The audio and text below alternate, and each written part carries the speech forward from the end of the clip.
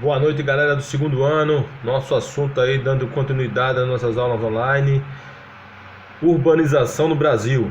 Vamos estudar agora sobre a urbanização no Brasil e em seguida a urbanização no mundo. Vamos lá?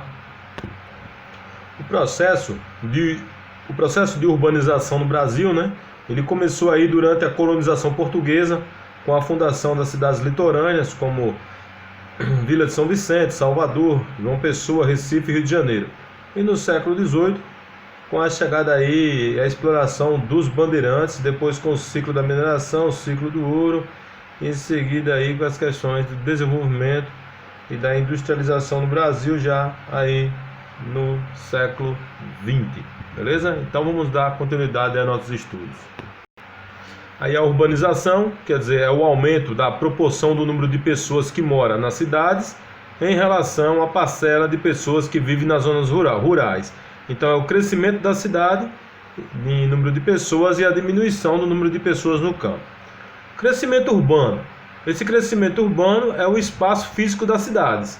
As cidades elas crescem o seu tamanho, isto é, o tamanho da área da cidade. A cidade ela amplia seu tamanho. Por isso que é importante a construção de prédios, para que a cidade não fique um espaço muito grande, ela não se torna horizontal, quer dizer, no crescimento horizontal, sim no crescimento vertical. Um dia a gente fala mais detalhado sobre isso. E o espaço urbano é onde é desenvolvidas atividades industriais, comerciais e de serviços, podendo ocorrer atividades também primárias, mas claro que quem impera aí no espaço urbano são as atividades do setor secundário, setor da indústria, e o setor do comércio e serviços, que é o setor terciário. E o que é o espaço rural? É onde se desenvolvem atividades relacionadas ao setor primário, ao setor da agricultura, da pesca, da pecuária, do extrativismo. Ou seja, esses setores, né, apesar de existir aí também algumas fábricas isoladas, hotéis, clubes, né? Mas o que predomina no espaço rural são as atividades primárias. E a cidade? O que é a cidade? Está aqui. A cidade, áreas urbanas que contém todas as sedes de municípios e distritos. Por isso podemos dizer que São Domingos é a cidade, que é a sede do município. E os povoados aí, Mangabeira, Tapera e outros aí, Saco, Conselho, são a zona rural. Como nós já havíamos dito, com o desenvolvimento da industrialização, que a gente já estudou, certo? Então as pessoas começaram a deixar o campo para trabalhar nas cidades, gerando o processo que ele chama de urbanização. Fatores que influenciaram isso: necessidade de mão de obra e os investimentos em infraestrutura, certo? Que essa mão de obra busca uma mão de obra mais qualificada, certo? Mas aí também teve a infraestrutura, que é o quê? Abertura de ruas, instalação de água encanada e fornecimento de energia. E o campo? O campo seria responsável pela produção de alimentos e matérias-primas para ser transformadas em produtos industrializados na cidade. A cidade seria responsável pela transformação dos alimentos e das matérias-primas. Por exemplo, o algodão produzido na zona rural, o tecido lá na zona urbana e também, além de ser produzido, seria comercializado, quer dizer, vendido. O que acontece com os países ricos? Os países ricos e desenvolvidos, essa urbanização ela foi lenta e gradual, ela foi devagar. Acompanhada de quê? À medida que as pessoas saíam do campo para a cidade, era acompanhada de emprego, moradia, educação, saneamento básico e infraestrutura. Havia um controle entre essa saída do homem do campo para a cidade. Já nos países pobres, as pessoas sem condições de vida, sem dinheiro, esse processo foi acelerado. Então, gerou problemas diversos, como subempregos. O que é subemprego? O cara trabalhar sem carteira assinada, o famoso bico. Aumenta o número de pessoas pobres, quer dizer, porque as pessoas não têm qualificação, não têm preparação, não têm curso, não têm diplomas para trabalhar nas fábricas, acabam ficando o quê? À margem da pobreza. Mendicância, quer dizer, mendigos, né? Ou moradores de ruas. E formação de favelas, que são na verdade o quê? Bairros desestruturados, desorganizados e sem uma infraestrutura adequada para que as pessoas possam ter uma moradia digna. As favelas geralmente são construídas de forma desordenadas. E a urbanização no Brasil, como ela começou lá? A gente já falou, ela começou lá em 1500, foi até 1930. O Brasil era um país agroexportador e a população é concentrada no campo. Primeiros núcleos urbanos, região Nordeste, por causa de quem? Do açúcar. Primeiras cidades, Vila Rica, aí é São Vicente, Salvador, certo? E outras cidades que a gente já falou. No século XVIII, somente lá no século XVIII, né? A primeiro grande surto de urbanização com o ciclo da mineração, com o ciclo do ouro. Em 1763, houve a transferência, que a primeira capital do Brasil foi Salvador. Em 763 ela foi transferida para o Rio de Janeiro, certo? O deslocamento do eixo econômico do Nordeste para o Sudeste, né, por causa do ouro, obviamente. O surgimento de várias cidades aí, Vila Rica, Diamantina, Cuiabá, todas vinculadas a quê? Ao ouro. E lembre-se que Vila Rica foi a cidade lá da Inconfidência Mineira, né, onde enforcaram lá o Tiradentes, e outras tantas revoltas que tiveram na região de Ouro Preto. Por causa de quê? Do ouro. Interiorização e ocupação do território. Começaram a interiorizar o território. Decadência da mineração, a mineração entra em decadência, porque o ouro do Brasil era um ouro de aluvião, então o ouro começou a diminuir, aí os impostos cobrados sobre o ouro, eles também começaram a ter problemas, aí diversos conflitos no Brasil, né, que a história é na raiz, então as cidades mineiras entraram em crise. No século XIX, intenso processo de fundação de vilas e cidades. A lavoura cafeeira, quer dizer, entra o ciclo do café, a evolução da lavoura cafeeira e a imigração principalmente dos italianos aqui para o Brasil, né? E o fim do tráfico negreiro, fim da escravidão e o surgimento aí do trabalho baseado nos imigrantes. Fatores rápidos aí, esgotamento do solo e surgimento de cidades ao longo das ferrovias. Tá aí, ó, no século XVIII, XIX e XX, a agricultura era a principal fonte de riqueza do Brasil, o café. Agroexportador era o país.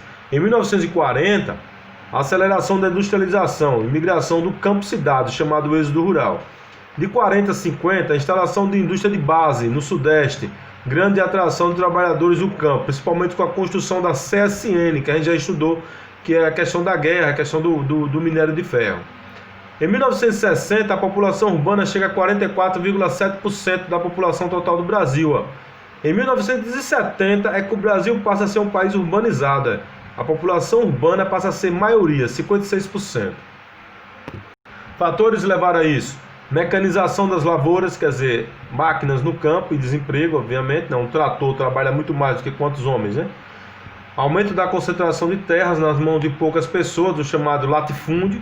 E aí as pessoas não têm que trabalhar, obviamente.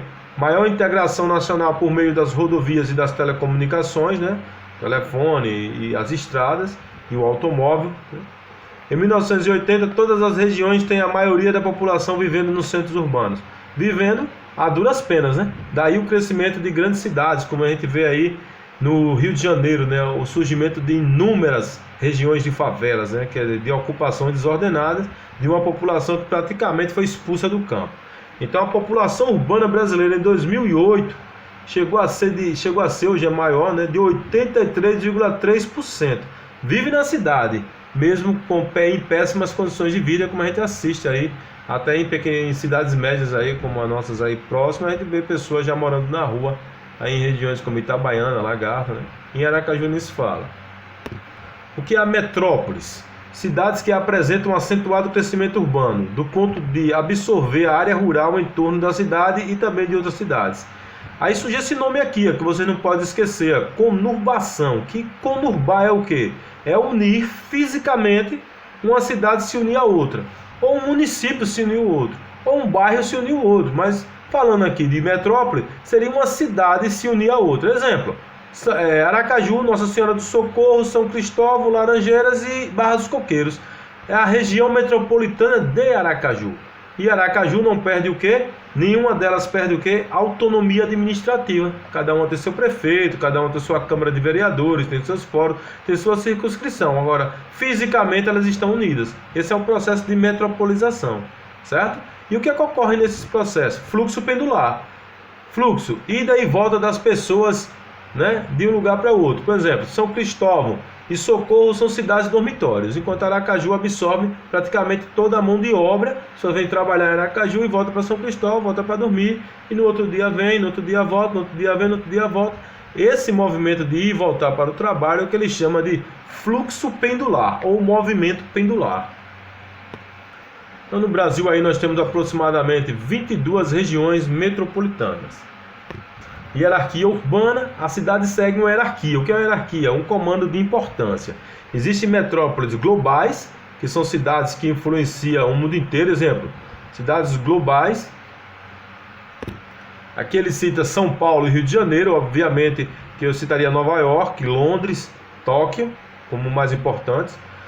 Metrópoles nacionais, cidades que exercem influência sobre o território dos estados onde se localizam. Ele tem aqui, no caso do Brasil, Porto Alegre, Curitiba, Belo Horizonte. Metrópoles regionais, formada por cidades com mais de 1 milhão de habitantes, um exemplo aí Salvador aqui para nós, um exemplo de metrópole regional. Centros regionais, no caso aqui para nós, para a gente aqui Aracaju, certo? Que exerce influência na área de seu município ou de alguns municípios vizinhos, geralmente dentro do próprio estado, que é Aracaju, como exemplo, Maceió e outras cidades. Cidades locais de médio e pequeno porte que comandam áreas de influência menores. Aqui no caso de Sergipe, falou de Aracaju, a gente pode citar agora nessa região cidades locais de Itabaiana. Seria uma influência muito grande aí em todos os nossos municípios, certo? E o que é essa rede urbana? É formada pelo sistema de cidades, o território cada vez mais interligadas umas às outras através do sistema de transporte e comunicações pelos quais fluem pessoas, mercadorias, informações e serviços. Daí surgem problemas urbanos, como no Brasil. A cidade ela pode ser formal, que é a parte da cidade que dispõe de infraestrutura, rede de esgoto, serviço, água potável, coleta de lixo, energia elétrica, ruas pavimentadas, transportes, escolas, shopping center, etc. E a cidade informal, pessoal, no caso da gente aqui, isso é constante no terceiro mundo. Cidade informal são áreas ou bairros que crescem em todas as maiorias dos serviços de infraestrutura, sem esses serviços, né? As favelas, os bairros mais pobres, localizados geralmente nas periferias da cidade. Mesmo em São Domingos, você pode perceber que tem áreas que crescem com ruas sem calçamento, ruas sem água encanada, sem energia elétrica, sem serviço nenhum. Às vezes não passa nem bicicleta, tem que passar empurrando porque a areia não deixa. Então essa cidade, a parte da cidade informal, que nem nome as ruas têm. Já tem a parte da cidade formal. À medida que a cidade vai crescendo, obviamente que esses bairros informais podem receber ajuda, os serviços públicos e ir se tornando formal. Formal é o que está dentro da legalidade, que está perfeito, está tudo correto, tudo certinho. Informal é aquele que, tipo uma invasão, né? Tipo, ele foi crescendo, mas sem essa organização da cidade. Então tá aí os problemas urbanos, né? No caso aí cidades maiores como Aracaju, favelização, desigualdade de renda, violência, criminalidade e tráfico de drogas. Dificulta o acesso à educação de qualidade, aos bens e serviços, porque os profissionais não podem nem trabalhar, né? Muitas vezes não podem nem entrar dentro de determinados bairros porque são assaltados. Grande quantidade de lixo e esgoto, daí a necessidade de aterros sanitários, né? E não ser feito. Poluição do ar, sonora e visual. A cidade fica suja, fica aquelas casas mal feitas, né? Poluição do ar, os barulho, congestionamento de automóveis, que o trânsito não suporta, a chamada mobilidade urbana, que a gente vai fazer um vídeo ainda sobre isso.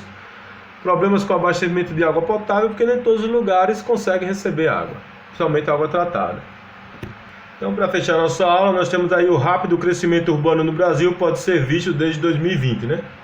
Em 2020 era 16% da população urbana, 1940 31%, 60 45%, 2005 85%, a gente viu o dado lá de 2008 e os dados atuais ainda são são maiores ainda. Então o processo de urbanização no Brasil foi rápido devido às instalações das indústrias e o crescimento das cidades. Então essa é urbanização no Brasil. A gente vai detalhar mais alguns assuntos específicos aí, como mobilidade urbana, favelização das cidades, êxodo rural e outros. Mas espero que vocês tenham aí entendido essa primeira parte. E aquele abraço, até a próxima aula. Valeu mesmo, galera. Bons estudos.